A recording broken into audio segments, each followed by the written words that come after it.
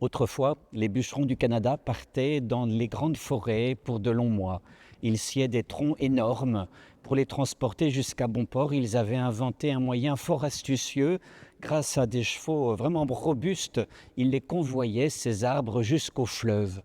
Et sur le fleuve, les troncs flottaient comme des allumettes et glissaient jusqu'aux scieries situées en aval.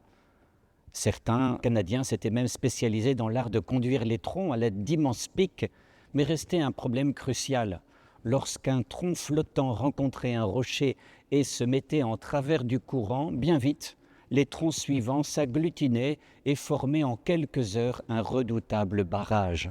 Il était alors quasiment impossible de dégager ces troncs à l'aide de filins tractés sur la berge par les chevaux. Il était impossible de scier les troncs sur place pour dégager dans les flots ce nœud infranchissable.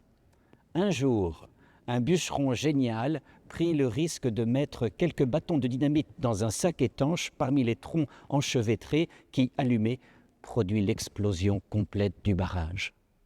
Une fois les troncs dispersés, le balai de centaines d'autres troncs pouvait reprendre son cours. Cette histoire est superbe, car elle nous donne une image pour exprimer l'inexprimable de ce qu'on appelle le mystère pascal. La vie humaine était bloquée par le barrage infranchissable de la mort et du péché, le refus d'aimer et d'espérer. Le Fils de Dieu seul pouvait venir faire exploser la mort. Lui seul pouvait la faire péter pour que la vie éternelle reprenne son cours d'une manière totalement nouvelle. Dieu seul, en Jésus, pouvait venir faire exploser ce barrage infranchissable du mal, de la mort et de l'adversaire.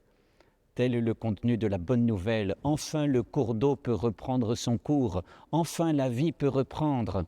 Apparemment, la vie semble la même, mais en même temps, les croyants le savent, tout est transformé. Et la vie des saints, connue ou inconnue, en est la preuve. Il répand son souffle, les eaux coulent. Nous le savons en effet, ressuscité d'entre les morts, le Christ ne meurt plus.